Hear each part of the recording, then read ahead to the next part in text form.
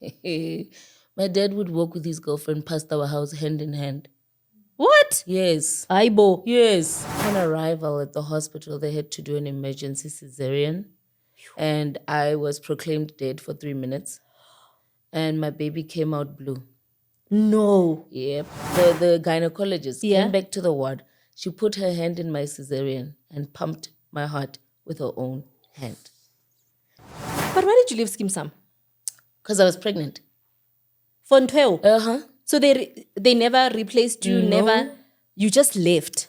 That was it They done. wrote me out in the story because I was pregnant. Despite those that may be saying whatever, but how could I have 2 kids and be homeless? Despite what my family may say right now, one day they will swallow those words. Simemezeni nolanga osotholo sodumasa omadevu qabula inkomishi biza nina nyoka yendlovu shiya abantu balindile basathi niyabuya awu nina bomdlaka obubhasi osomaphunga. Hi guys, I'm back by popular demand. So guys, welcome to Ubuntu Wisdom with your girl B, Busi Langa, aka Umkhuluwenu. Guys, today I've got one of your favorite guests. Hey, I've got one of your favorite guests and I'm actually excited about this interview. I hope you guys will be as excited as I am as we go along. I'm not going to say much about Tiena, but you know who she is. She's been on your screens, you know. Let me introduce her. I would like to introduce her. Babe, welcome to the show, my darling. Thank you so much. You're Thank going to introduce you, Busi. yourself. I can't introduce my guest, but I'll only introduce her so that that's what And then how can you introduce her is one of the most difficult questions to answer because you basically need to tell people about yourself, right? Okay, well, given the opportunity, let me say, when I introduce myself, I like to start with my core identity. Okay. And I say that I am a spirit who is experiencing life in human form. I could have been experiencing life as a dog or a bird in this lifetime, but God chose me to experience life in a human form in this lifetime. And I'm a child of God. I'm a believer of Christ. And I'm a reader of the Bible. Okay. Just to let you know what kind of Christian I am. Which denomination do I fall in? And then I would like to say that I'm a mother to 2 beautiful girls, very smart. I'm raising mini-me's. So when they give me back what I taught them, I'm always like, oh, Konja, I taught them that, you know? They're very vocal. And then I'm a daughter. I'm the only girl child at home amongst 2 boys. Okay. Firstborn, of course. Oh, you're the firstborn? Firstborn daughter, you know. So all what they say about firstborn daughters, that's me. I fall directly into that category. Everything about it. I know exactly what you mean. Yeah. So those I would say, are my core identities. My hereditary identity. Ke Motebele, ne? Really? Yeah, in our culture, we take the father's Yes. lineage. So my father ke Motebele, which was ZB. Okay. And then my mother ke Motokwa, which was Matox. Motokwa meaning ke Mapedi? Yeah, ke Pedi, mara different side of the Limpopo province. Okay, Yes. interesting. I was raised by 2 parents who are educators. Okay. So I was in a 2-parent household as well. And then I guess what people know me as, which is my general identity, is my famous and, a household name, which is Mkhadi, which was my debut TV role. Okay. Yeah. Yeah. I also do radio and TV presenting. I've done it on a couple of radio stations. Okay. And now I am currently working on a new role, a new character, I would say, because I'm a presenter on a show. Okay. Never done TV presenting before. Really? Mm-hmm. Okay. But you're going to dive into that. Yes. So, but the show is so impactful and that's what I'm currently working on. But also the role that I recently just attained is I'm an author, a memoirist, self-published, self-written. Clock it. Clock it. Clock it. Yeah. Okay. All right. No, that's nice. So, okay. So tell me, so did you grow up in Limpopo? Mm-hmm. Really? Born and bred in Limpopo? Born, bred and buttered in Limpopo. Sure. Mm-hmm. But how was Nolo as a child? Nolo as a child was somebody who was always kept her head in the clouds. I was a big dreamer. Big dreamer. However, the interesting thing about me is that I have what they call a dual active mind. Okay. Meaning that I'm both right hemisphere, operating both in the right hemisphere and the left hemisphere of my brain. Okay. So I'm both academic and artistic. Yes. That's interesting. And most people are more academic, then we will say you're a left brain individual, and I was both. Oh, that's nice. So in school, I grew up performing quite well in my classes. I was doing maths, science, biology, higher grade. Back then, higher grade. Before it got diluted. I don't know what's happening now. I don't know. Yeah, before they had maths literacy. I still don't understand what that is anyway. Me neither, So yeah, I was that, and I was also quite a good painter, sketcher. No. I still have murals at the high school I was in that I painted, and has my initials on. Really? Okay, that's nice. Yeah. So do you still do painting? If I get into it again, yeah. But lately I haven't lifted a brush, I don't even have a canvas in my house, But I, believe it or not, I could draw, design a dress, and make it. Really? Yeah. My matric farewell, my dress was, I drew it, I collected the material, and I made it. Oh, that's very interesting. Okay. Yeah. And so now growing up, you said you grew up in a 2-parents home and your 2 brothers. How was that like? So we are what we call a middle class family, right? Okay. And we moved to town, Polokwane town, in the early 1990. Okay. Because as soon as Nelson Mandela was released from jail, my mom is like, I'm not even going to wait for him to be president. We are moving to town, So we lived in town, closer to the school. We're going to a Model C school. I grew up being driven to school by my parents. Aww. Didn't have to walk necessarily. So I would say my childhood was pleasant. We had a pool at home, the backyard. What? Yes. And so for me, I'd say I had a decent upbringing. That's nice. I wouldn't say I lacked much. My parents really did provide. Yeah, the only challenges, of course, was the domestic violence that my family was plagued with. And how would I put it? Not really having a relationship with the father figure. Not really having a relationship with my dad. Really? Yeah, although he was there. I mean, that's the weird thing. I always say I was raised in a 2-parent household, but my mom lived like a single parent. How? No, he was not really present, emotionally present. And he also did not assist in terms of the household. My mom took care of everything herself. And also, my dad is somebody who has been living with alcoholism all his life. So he was never present. Okay. And when we were younger, while he was under the influence, he would then abuse my mom.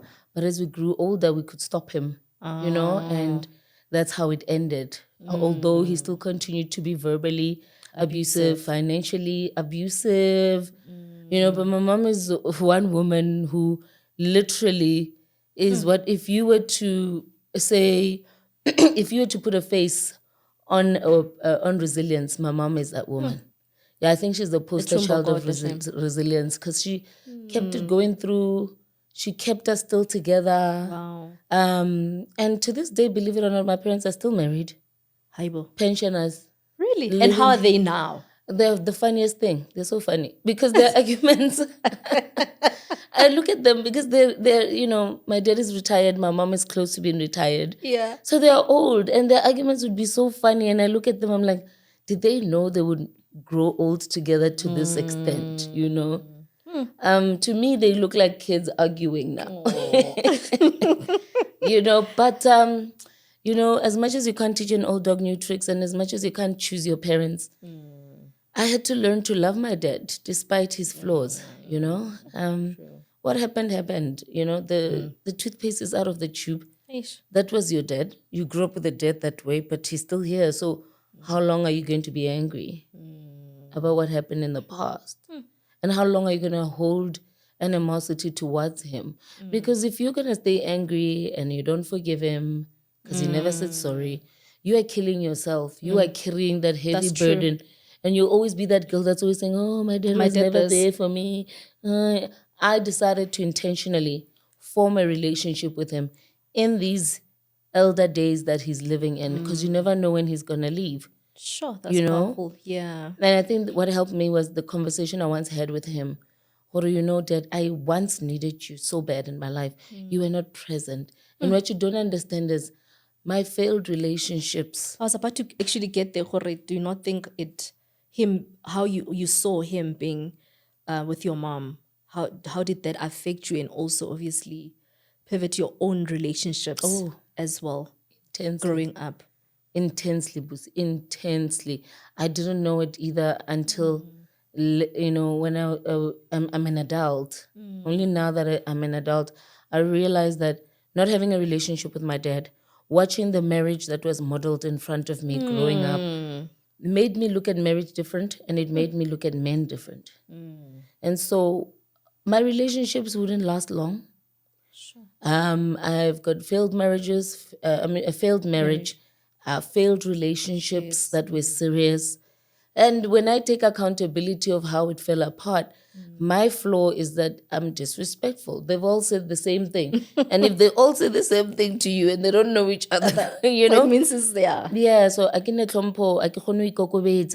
humble myself, you know, and I'm not really one to give men grace. If you don't do it, I'm gonna do it myself. Okay, I get that. Yeah. You're not man enough, I'm gonna do it myself. And that can kill a man's ego. So you literally have you've got a strong personality. Very. But then now, how do you navigate, or since you've obviously, I'm assuming you've done an autopsy on yourself, Jorge Nolo, all these men can't say the same thing. Exactly. There's no way, because they've never met. Yeah. So what is wrong with you, girl? Psychologist doesn't heal itself. I know that a doctor does not heal itself. They say you that. Got me. So because I see that a lot, that I think that's something of recent that I noticed about psychologists. They also have issues. Yes. Mara, you guys are quick to spot other people's issues. Absolutely. But who does it for you? Girl, I'll be honest with you. For me, I didn't even need to be told by a psychologist. I hear it from these men that I've been with, and it's a common thing, a common thread that runs through all of them. But it was when when my marriage was about to fall apart, and I remember asking God, saying, Lord, please teach me how to love this man. Sure. Because I'm married now, and marriage is supposed to be forever. Just a month ago, Nekisha passed match to match. I need to make it work. Help me, because I'm failing. But why? How? Okay, before we get there, this is very interesting, because I'm just trying to think how you're saying how you were raised, your parents modeling that marriage, going, and you having such a strong personality, and you just said also your mom is very a resilient woman. Would you say you take after her? Absolutely. Okay, so Lena is strong. Mamaka is strong, but Mamaka is also quite religious. So the reason they were still together to this day is because my mom believes that God doesn't like divorce. Okay. Despite what my dad has done to her. My dad would walk with his girlfriend past our house hand in hand. What? Yes. Aibo. Yes. My dad and the girlfriend would tell my mom, when are we going to kill you? Or you're going to get out of that house? I promise you. My mom would get phone calls from women and say, when you're still there? No, we're planning for you. We went to the traditional doctors for you. When I say resilience, I mean exactly that. My mom said, you are not going to tear me down. I've built all of this. Phew. On my own, without his help. Yes. And also it was the fact of a community of property had a big play in things. I divorce this man, I lose half of what I worked hard not for. even him. Yeah. You understand? Yeah. So when I say she's resilient in that manner. Anybody else would look at her and say, she's weak. Why didn't you leave? Yeah. My mom would, when my dad does something crazy like that, you'd find my mom kneeling down in the sitting room and praying and crying while she prays. She's crying. Wow. And that has always been her go-to. And if she's not praying, she sinks herself into books. Oh. You know, she's an academic herself. She's a workaholic. So she knew how to cope with that kind of abuse. That's why the women of then had tolerance that we don't have. I'm not a beggar. That beggar. My mother begazela. No, that's not. But she didn't begazela in a timid way. That's one thing I need to clarify. Yeah. She didn't begazela in a timid way. My dad would tell my mom would tell my dad, go, you'll come back. And I'm like, today they're growing old together. Yeah. You know? So for me, I knew very well, Busi, that I didn't want to, growing up, I told myself, I never want to marry a man who suffers from alcoholism. Yeah. I don't want to marry a man who is not present. So I knew what I don't want in a man. But did you ever think about what you want? I did, but I don't think I thought about it enough. I just knew what I don't want. But then what I can clarify with you is, when I mean it, when I say they all tell me I'm disrespectful, it's something I saw my mom do to my dad. I was about to ask, obviously it can't just come from somewhere. I saw it. Like how she talks to him. Yeah, so how? Like, I want a mom mailing. So for me, I was like, oh, okay. If a man gets on my toes, I'll tell you where to get off, you know? And obviously that came with a lack of emotional intelligence. Yep. That I didn't know how to deal with conflict in relationships. But funny enough, let me tell you the weird thing. Ironically, the same girl who did not want to be in an abusive relationship ended up in abusive marriage. Let's talk about that. How did you guys meet? Like, you meet this person and they sweep you off your feet. Like, how was it like? I always laugh when people say that. There was no sweeping off the feet. There was no tell me sweet nothings. There was none. Kanjan? When I ended up in a relationship with my ex-husband, I hate saying ex-husband. Can I just say my ex? Just say your ex is fine. Because I don't think it counts if it was 9 months. It was 9 months, guys. It doesn't count. Still a marriage. So when I got with him, I was actually vulnerable. I was heartbroken from a man that I really loved. Somebody I'd considered the man who's going to marry me. We've been together for 4 years, but it was a very tumultuous 4 years. Back and forth. You know what I mean? But I knew I loved that man because of how I would always allow him to come back. And I loved him because he had a very good relationship with my daughter, my firstborn, right? Is that his daughter? No. Okay. No, that's the thing. It was not his daughter, but he had a very good relationship. It was the only man I was ever brave enough to introduce to my kid. But after a while, I don't introduce you to my kid right away. I give you time. So after a while, then he knew my kid and they had such a beautiful relationship. And so that he had that soft spot in my heart. And I remember he's the only man I would pray for and say, Lord, I want him to marry me. And I know it's crazy. You're not supposed to pray for a man to marry you. It's the man who's supposed to, you know. But that's how much I knew I can see forever with this one, you know. Sure. And after I broke my heart for the 4th time, the same way, I knew that that's it for me. I don't think I have anything left in me.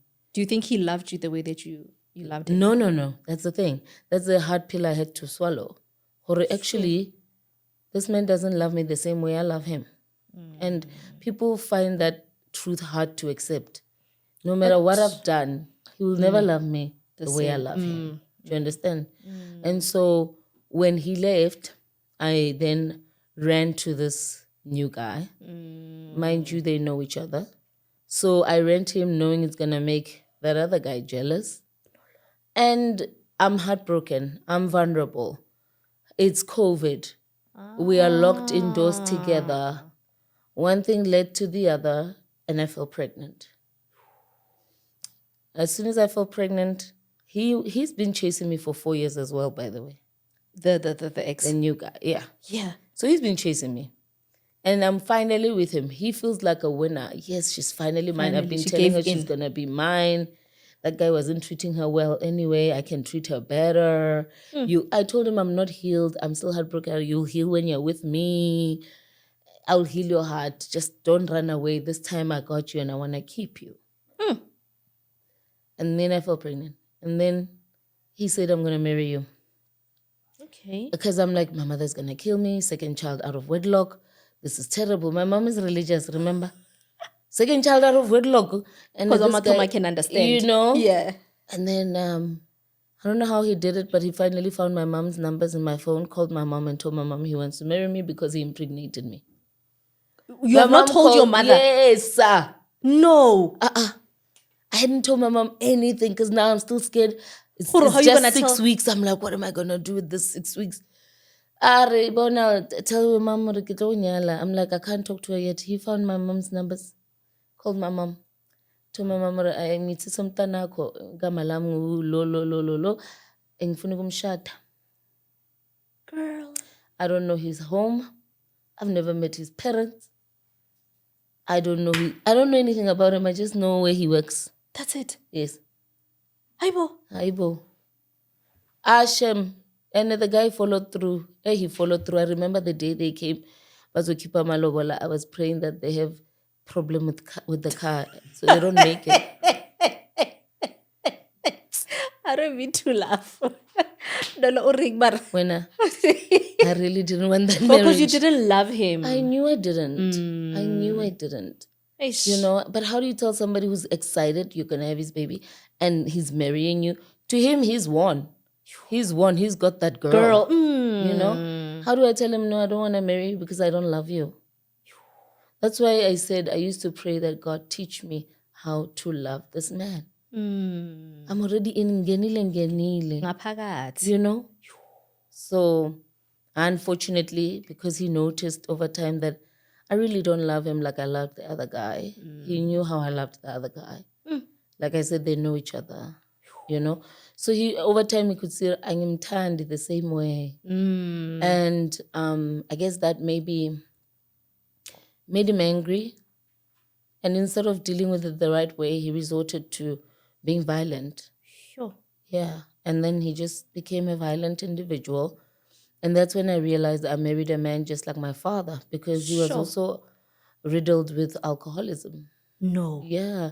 How weird it was is that he would drink, and then after a few cans, there's a switch that goes on in his brain, and then he starts becoming violent. And the next day when you tell him what he was doing, he doesn't remember. Yeah. He doesn't remember. When he sees glasses in the kitchen, what are all these glasses? He throws them on the floor. He breaks the glasses? Yeah, Ruto somebody today. Or he would sharpen knives. Yeah, my oldest daughter and I used to lock ourselves in my bedroom. Also, now when you guys were staying together, you were staying with your daughter, the eldest one as well. And Nakamo, you are pregnant. We used to lock ourselves in the main bedroom and let him do whatever he does until he passes out. The next morning when we go downstairs, there's glasses in the kitchen, there's sharpened knives there. And when you wake him up, he doesn't know what happened. But what do you think, what would trigger him, like, for him to get to that point? To get violent? I think violent he's always been. Or he was just hiding it? Yeah, he's always been violent. Just maybe, I don't know if, the previous baby mama before me, her and I talked, so she told me he was also violent. She actually ran away when he was at work. She packed her stuff and ran away. You know what I mean? Now, did you guys only have a chat after you guys have the ex, or was it during? Oh no, the ex. You mean the ex baby mama? His baby. Like how you got to find out he was we got each other's numbers. There's actually 3 of us. We are on a WhatsApp group chat together. We are all talking about where he is. We don't know where he is. His children are growing and we don't know where he is. Nobody knows where he is. So maybe take me through like your first encounter where like you experienced that abuse. It was literally the weekend after we came back from Malobola. Mind you, he's a Zulu man. He's a Zulu man, and I know that Zulus do things differently from us. So he came with his delegation to my house, And then by Kipa Malobola, and then he drove back. Then I followed the next day. That night, when I got there, oh my goodness, I brought him the letter and here's the letter that has to go to your side of the family. Oh, why do you have the letter? You're not supposed to read the letter. I didn't read it. But we found him drunk already. You see? So it's like after Kipa Malobola, a switch went off where he feels like, this girl is mine now. She's my, possession. Yeah. Because that's when things changed. Yeah. I mean, it will get to a point where sometimes I'll be like, the electricity is running out, bro. Like, can you fill it up? I know. When I go henu cheese girl, like, you know, cheese girl, ask your mom. So he doesn't want to pay electricity. By the time he left, there had been so many episodes, Busi, that every weekend at my house there were police. And we live in a complex where houses are right next to each other. The embarrassment and the humiliation I had to encounter every weekend. Your little month end was worse. Why? Because there he will now go buy meat. We are praying. Hey, he'd invite his friends. After 2-3 hours, he changes. While his friends are there? Yes, he changes. He tells them to go. And then he starts saying, I'm taking out somebody's intestines today. The meat will be left on the breast, and my kid and I will be upstairs in the main bedroom locked. It was, and every time I'd complain at home. And you're pregnant at the time. Pregnant. Every time I'd go home and complain, this man is like this. My mom would come over because he doesn't have parents. My mom would come over and intervene. Then we are back together. Next month, my mom comes over and intervene. We're back together. After a few months, get it again. And mind you, remember I said, God, teach me how to love this man. So I can't leave him because he's riddled with alcohol addiction. This is a sickness. I found him a therapist. Go to therapy. Because he would cry when you tell him the next day, profusely. Oh, I'm sorry, my baby. I can't believe I wanted to kill my wife and my child. Bible. So I got him therapy. We even did couples therapy together on top of that. But we see there came a point where I looked at my oldest daughter and how she'd always be so traumatized and so scared of him. When he comes home, she doesn't run to hug him. When he comes home, she runs to the bed. Even if he comes home sober, she runs to the bedroom and sits there and does her homework there. And I thought to myself, Nolo, it took you 30 years to heal from your childhood traumas of watching your dad beat your mom. It's like it's a generational thing. Cycle. Yeah. So it's like, if it took you 30 years to heal, how long is it going to take this one? Do you really want to also encounter the same things you did when you were young? But have you ever maybe also took her to therapy? Oh, we did. I had to. And that's what gave me courage to actually leave him. But he's destroying my daughter. And the last thing I want is my daughter's father to say, let her come stay with me because she's experiencing this every day. So I chose her well-being over the marriage. And secondly, I knew very well, it dawned on me, I can't save him. I can't fix him. And I think that's the mistake that we do. You want to fix somebody. Think, no, I think I can do this. Yeah. Because I've got the capability. We start mothering them. Yes. Instead of actually being a girlfriend or being a wife. A wife. Yeah. Newlywed, you're not even enjoying your newlywed season. So when you went to go give birth, was he there? The marriage ended in 9 months. By the time I gave birth, him and I had separated. But how did that affect your pregnancy? To be honest, I don't know how it affected my pregnancy, but I do know that upon giving birth, I had such terrible blood pressure. They call it preeclampsia. Yeah, no preeclampsia. And upon arrival at the hospital, they had to do an emergency cesarean. And I was proclaimed dead for 3 minutes. And my baby came out blue. No. Yep. Her and I were not supposed to be on this earth now. We were supposed to be dead. At how many months were you? 9, full 9. Full 9? Yeah. No. And when I went to give birth to her, I didn't even have labor pains. I just woke up one day and my mom was visiting, I remember. And I'm like, Mama, I want to go to the hospital. She says, why? Are you having cramps? No, I'm just going to beg the nurses to get this baby out of me. I'm tired. Was the baby moving at the time? No, I was just tired. My legs were super swollen, which was a sign of Something preeclampsia. wrong. My face was swollen. Did you know at the time or something was wrong? No, I didn't know. Because when he left, I lost the privileges of seeing a doctor every month. Because I wasn't going to clinics. I was going to a private doctor where we would pay every month. I lost that because he was the breadwinner at the time. When in our industry, when you're pregnant, you don't work. I didn't work, So he was the breadwinner. And so I stopped going. And that's me stopping to go is not knowing I had terrible blood BP. So when I got there, I drove to the hospital. I had no labor pains. My mom came with me. Upon arrival, they said, what are you doing here? Guys, please take this baby out of me. I'm tired. Parawa says, you can't just do that. Do you know how much it costs to be in here without medical aid? When are you saying you're tired? You're not even dilated. Please, they checked my vitals. Upon checking my vitals, the whole ward was up in arms. What? Call the doctors. Call the doctor. Call her doctor. Call the person with the anesthetic. It was an uproar. And I'm sitting there like, what's wrong? What's wrong?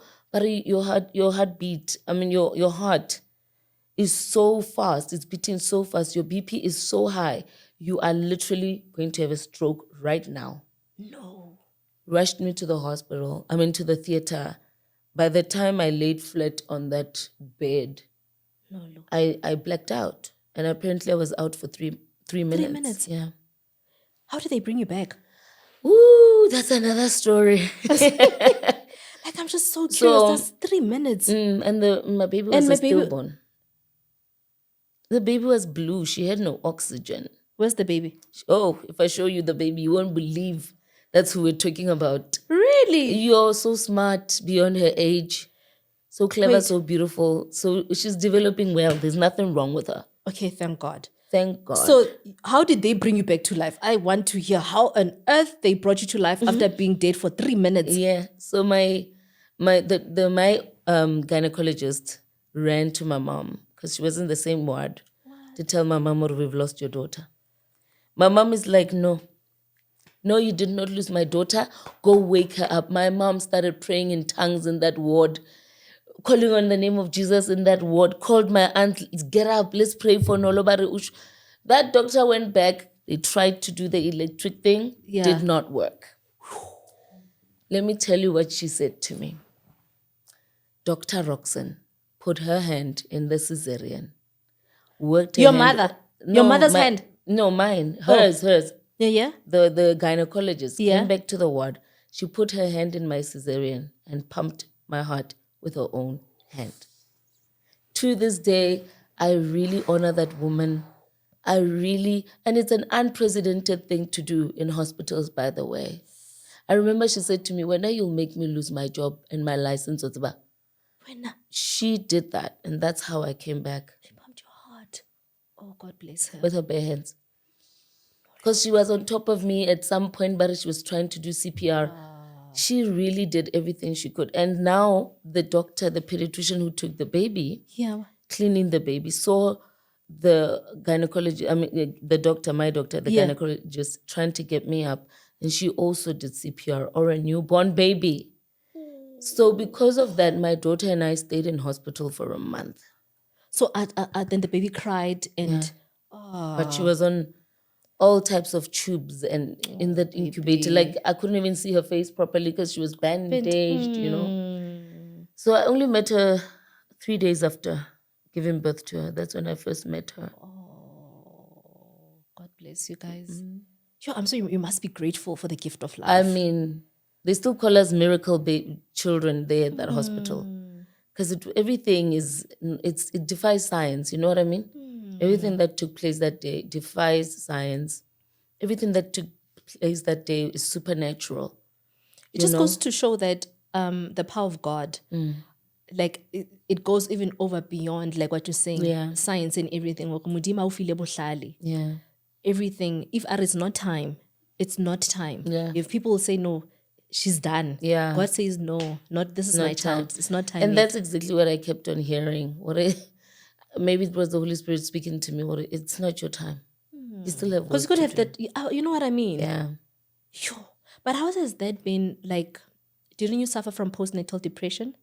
I did. I stayed a month in hospital. They called me a therapist. They assigned a therapist to me because the nurses couldn't understand my behavior. There I was, there for a month. I was starting to be okay, but the child was still getting tested. They're testing if she will see, if she will hear, if she will walk, if she's going to be autistic. They're trying to test everything on her. And so now I'll be that patient that ward now became my second home, where I would actually tell a certain nurse who comes in on a certain shift to bring me Nando's, and I'll sit and eat with them and I laugh with them. So they thought, Hafelela also, does she know what happened to her? She's busy sitting and having lunch with us and laughing.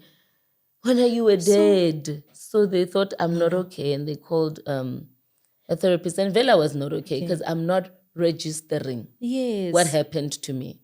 It's not registering. No. Now, Haselito, so after a month, you guys got discharged. You went home to where? To mommy? No, to my place. So my partner was living with me in my place. Oh, because he was living in Soweto, and I said that I don't want to destabilize the older ones schooling and change schools. So stay with us until we can buy a house together. And then work? What happened? Because I remember you said earlier, Hore, when you are pregnant in your industry, you literally there's nothing. And I never went back. Kanjan? They just never called me back. So how did you survive? I had savings. I survived on savings for some time. And then my mom was also a huge help. I remember at one point she sold her car just to be able to pay my rent for like 2 to 3 months. Sure. Because I was now starting to run out of money. All my resources were running out. And now I even had to start looking for jobs that are not in the industry. Okay. I remember doing Mr. Delivery. I'm not laughing. No, I'm laughing because I remember delivering a pizza this one time, and you went to go deliver pizza? Yeah. And then this guy who answers the door notices me. No, you're lying. I'm telling you. And then he's like, Kwena. And then he calls people, he calls his kids. And now when you call the kids, they want to take pictures. And then the wife pops up. Now the wife, instead of being happy, she's angry. Why are you at my doorstep? And I'm just delivering pizza. My God. And that obviously took time, and I'm late to deliver something else. That's when I knew, Mr. Delivery, take a lottie, or a Uber is not going to work for me. Then what did you do to survive?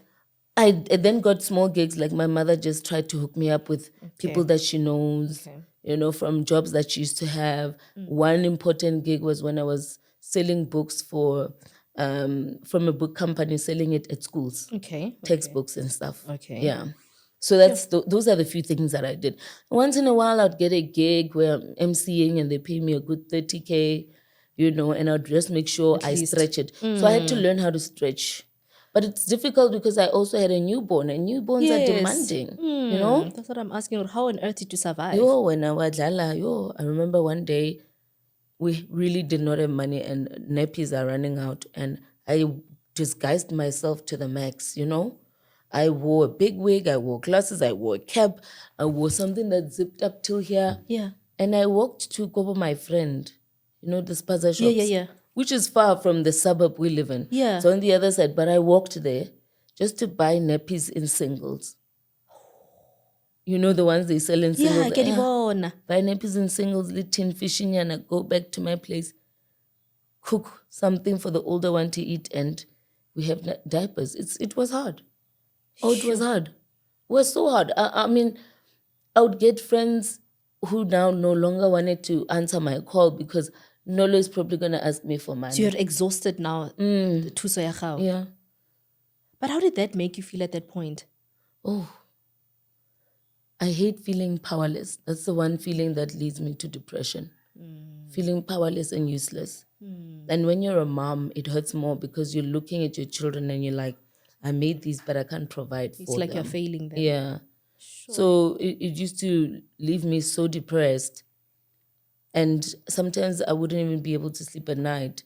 So there was a point, Busi, where I was taking a cocktail of about 10 pills a day while I'm raising an infant, okay? Why? Because I was depressed. How did my life come to this? How did I lose? I felt like a hero who went to zero. So you One lost day it I'm all. on your screen. Yeah, I lost it all. One day I'm on your screen, the so-called beloved. Then the next day, nobody knows how I'm living. I don't have enough to sustain a life for these kids and me. So I'm assuming you obviously lost your home. Yeah, I did. Oh, I yeah, did guy, lose at my that home. point when you lose your home. Yes. Let me finish here the cocktails of pills. Ne? So I was depressed. I was taking antidepressants because the same therapist I was seeing in the hospital. Yeah. Then I kept seeing him often, right? Okay. So he gave me antidepressants. I had anti-anxiety meds because at night I would have so much anxiety I couldn't sleep because I thought that I'd die in my sleep and never come back. You know, that fear of dying again scared me. Sure. So it's antidepressants, anti-anxiety, sleeping pills, and BP meds because I still had the BP. Yes. So a cocktail of about 5. And I remember I used to cry in the shower while it's running so my kids don't hear I'm crying. And I'd say, Lord, help me to get out of this. Maybe I was wrong forever linking up with this person because maybe I don't know his blood lineage, what they carry, what evil spirits they carry. Spiritual things, these guys really exist. Exactly. Maybe, I got wrong in life, but I'm like, Lord, if you can just save me for the sake of my kids. Eventually, I did lose a home. Eventually, my kids and I were living in a homeless shelter. Yeah. And how did now people, they see their Mohadi, now she's staying with them. She's one of them. It was not a comfortable place to be. Although the shelter we stayed in at least afforded us a room. We were not sleeping in bunk beds next to each other in a huge hall. You know. And people were like, usually these women and children safety homes are for victims of abuse. They're running away from their perpetrator. And for me, at that time, he had been gone for 3 years already.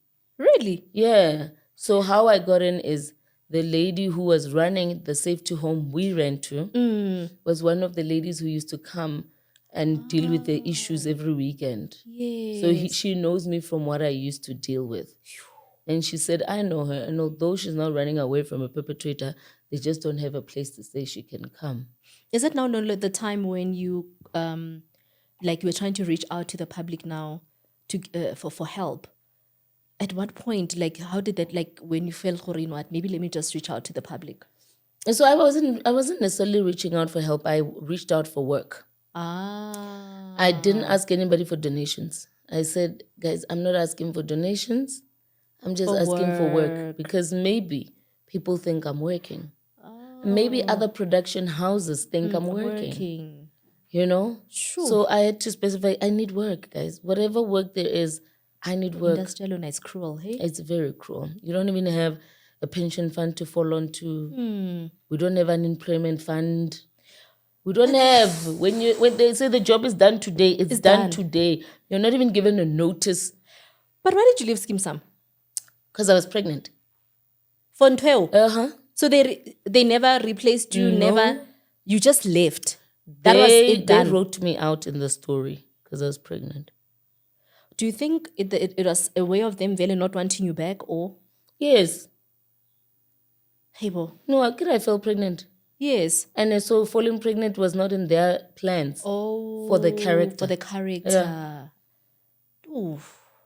And although I got married, still.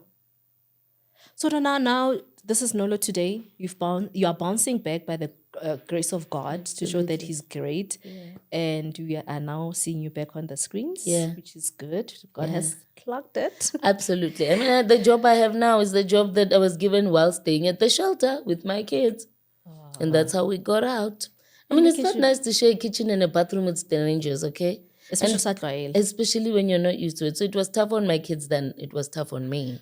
What would you say that taught you?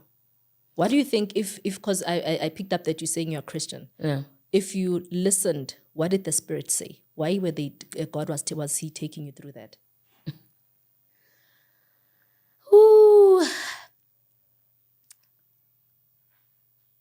There's so many stories I can tell you, but I'm trying to find a specific one in this matter. Ne? So the current show I'm doing is where we deal with people who struggle with psychosocial issues, or they are victims of social ills of our societies. And so the reason why it's a good job for me, or a good position for me to deal with, is because I can actually relate with every single pain, right? But when I was going through it, I did not understand why I'm going through what I was going through. So the relation is real. I'm not faking it. I'm a host who's really connecting with your pain. And it's not a toll on me when I go home. No, it's not. I was picked to be able to handle that type of empathy and sympathy, right? To the point where if I'm sitting with you and you start crying, I cry with you because I understand your pain. But you see, the thing is, when we go through trials and tribulations in life, you think God has forsaken you. And I always say, for me, what this season taught me, going through that, Busi, and I mean this in the best way possible, was that I learned that family is not only blood. And although you say blood is thicker than water, your own blood can forsake you. True, absolutely. Yeah, because people always say, why didn't you go home? You live in town in a double story with a house that has a pool. Why don't you go home, Nolo? And I always say, I can't really tell everybody why I didn't go home, because I'll end up bad-mouthing my family members. And I would rather have that conversation with them personally than on, a national platform. But let's just know that home was not an option for me. The most important thing that season of my life taught me was that when it's just you and your children against the world, what are you willing to do as a mother? No. What are you willing? You know how they say a mother is willing to do anything. A mother is like a cunning lioness. Yeah. That will bite into a hyena, whatever animal that takes their child. Do you understand? So what are you willing to do when you and your children, your back is against, like the world has forsaken you? You don't have family. What do you do? I had so many options. I could have gone and lived with any guy, the ones who were in my DMs offering me a house to come and live in. And I say, I can't live with you and my kids. Who am I going to say you are? And he would be like, no, take my other house in Bryanston. I had offers. Men gave me offers. But I didn't choose that because I didn't want my kids to see that when you hit rock bottom in life, a man is what you run to. I wanted them to see that when you hit rock bottom, you go on your knees. You go on your knees. Don't run to a person, because you'll forever be indebted to a person. And just like the story of Joseph in the Bible, his family forsaken him. He had to go and live elsewhere because his dreams maybe were not understood by his brothers. They sold him to slavery. You understand what I mean? But then he had to continue and still believe. He still believed, even though he was a slave in Potiphar's house. And then he became a dream interpreter. And then Potiphar's wife tried to, what do we call it, sabotage him and frame him. Even in those moments when he was in jail, even in those moments, Joseph knew that he is destined for greatness, despite what he's going through. And what happened? When his brothers went to Egypt after famine hit where they were living, and they had no food, they ran to Egypt. And when they got to Egypt, Joseph saw them and recognized them. Did he arrest them and take them to prison? Did he deny them food that they needed? No. He welcomed them and hugged them. And that is what I knew I'd have to do. Or despite who says what about me in this season of my life living in a shelter, despite who might be laughing behind my back, despite those that may be saying whatever, or how could I have 2 kids and be homeless, despite what my family may say right now, one day they will swallow those words. And you're obviously a laughing stock amongst your industry colleagues. I was a laughing stock. I knew that I was the subject of their tea. They were having tea over me. But I knew, when you just have that nudge in your spirit, you know what, this is not where my story ends. But how do you think that has humbled you? Would you say it has humbled you to some level? Situation, it has. It has humbled me enough to know that financial literacy is important. And although I did have savings and they ran out, But then financial literacy is important in the sense that even when you are with a partner, do not completely depend on the partner for your well-being. You must also have something to fall back onto. Absolutely. Yeah. The other thing it humbled me with is that relationship-wise, I had to take a step back because my setback was ignited by a man, a relationship I was with. Sure. I wouldn't have been where I was had I not met this guy, had I not had a child with this guy. You know what I mean? So my setback was ignited. I'm not saying he's the cause, but it was ignited. Yeah. And that's when I learned I had to take a break from men and relationships because I clearly don't know how to love myself, and that's how I can't teach somebody how to love me. So I needed to relearn Nolo, reparent Nolo again. It also has humbled me in how we appreciate the small things in life. A hot shower is such a blessing. Right? People don't have a clue how much a hot shower is a blessing because at one point I didn't have that, you know? True. Shelter over your head, a place you can live in where when you walk in, you know, this is me, this is my safe space. Right. My kids feel the same way too. It may not be huge, but they appreciate that. You know, they can open the fridge whenever they want and not on a timetable, you know? And it has also humbled me in understanding that people are not mean by choice. As the scripture says, we do not wrestle with people. With people, yeah. Flesh and blood. We're actually wrestling with principalities and demonic powers.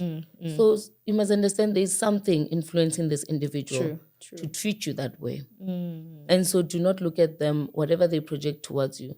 Don't hate them, but understand that they're just influenced by something else.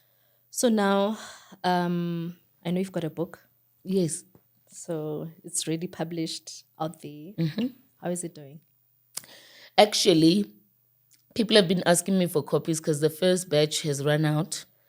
I wanted to print the second batch, but I'm currently working on an audiobook. Okay. Yeah, because people said they love me narrating my stories. Yeah. So I thought, why not do an audiobook? Okay, that would be lovely. Yeah, but I was also compelled to write another book. It's addictive, I've heard. It's a lot of work though. Yeah. You know, especially since I get so angry when I see people who just release the book in days. And because they used AI, people like, AI can help you write a book in 2 hours. Yeah. And I'm like, it took me 3 years, man. Yeah. Of rewriting and re-editing. And because I can't mention people's real names. True. I was instructed by God not to give like bad mouth anybody in there. Yeah. So the second book is but I have to do it. Do it, you have to. Yeah. Now, what would be your message out there to young women, especially who are also aspiring to be a mokhadi, who are in the industry? What is your message to them? To be in the industry? No, the ones that are aspiring to be in the industry. Yeah. And with your story, obviously, with where you come from, what's your message to them? Do I look into the camera? Any way you want to look. Okay.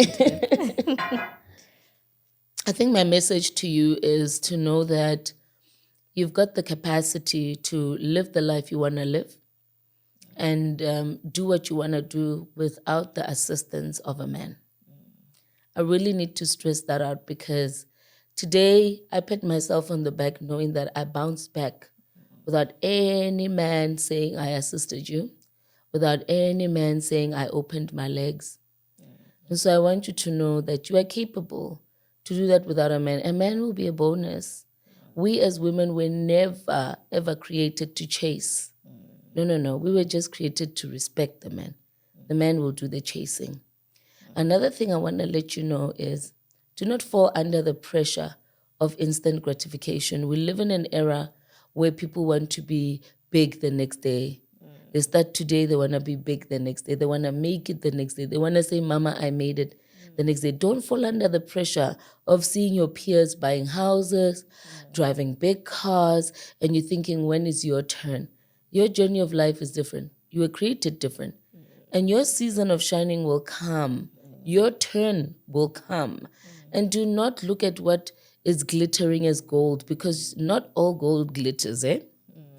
We've recently learned by seeing what's happening in the news that You may envy someone, but you find out that they got there through corruption money. True. Okay? So do not fall under the pressure of instant gratification. Be in your lane and walk your steps the best way you can know. You know how to.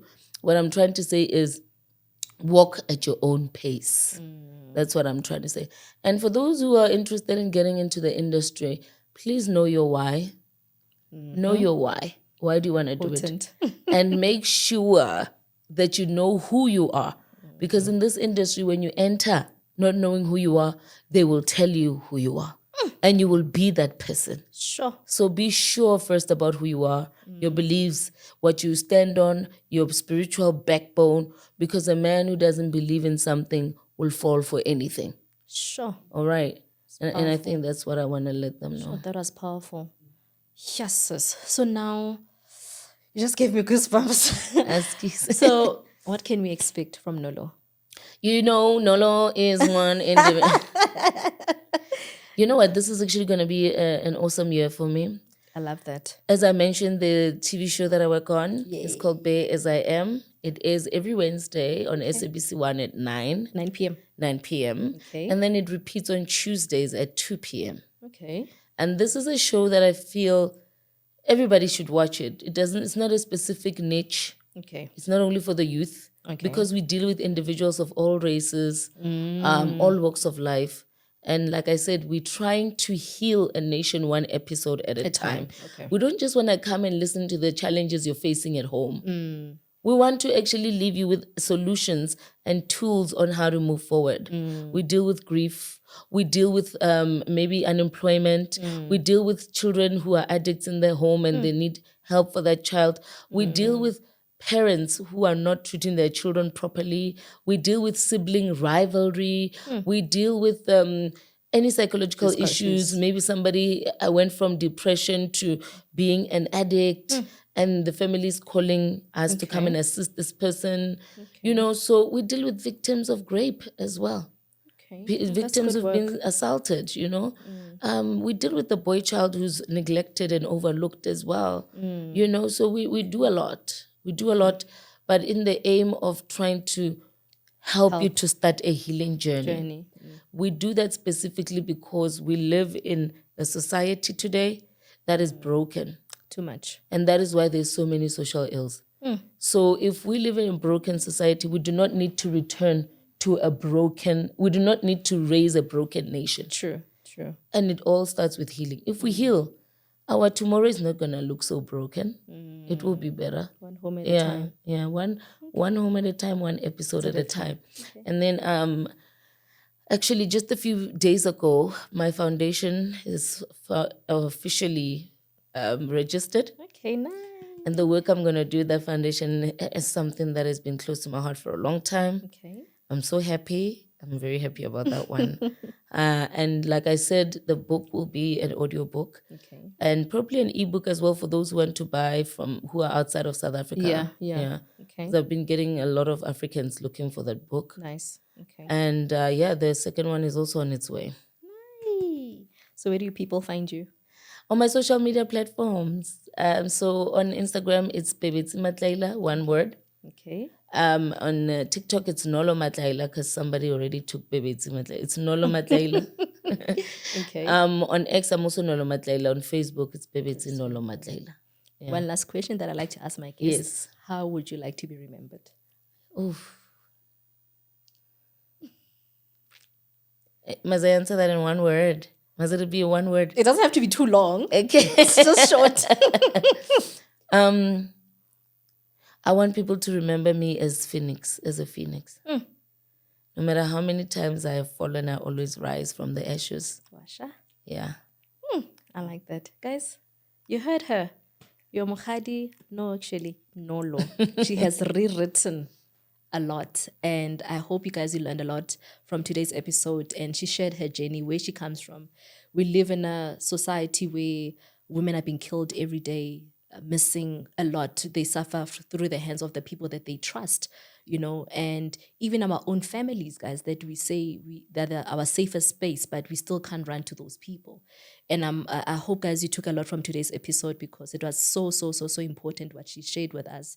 And yeah, she's obviously like back on your screens. Support, support, support, support. And I just also want to say, just before I bow out, thank you for honoring the invite. It was lovely having you. Thank you so much. And Karamudimu can uplift you as well. And like, I'll meet in all of your needs. Mo batlang, go ya mo teng.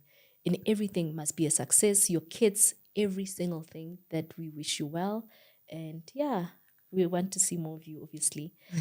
Guys, as from me, don't forget to go and click the subscribe button. Subscribe. Click it. Comment, like, whether it's good comments or not, guys. We welcome good criticism as well. There's no such thing as negativity. Just, guys, yeah, but from your girl B, I'm out. Until next time, subscribe. Okay. All right.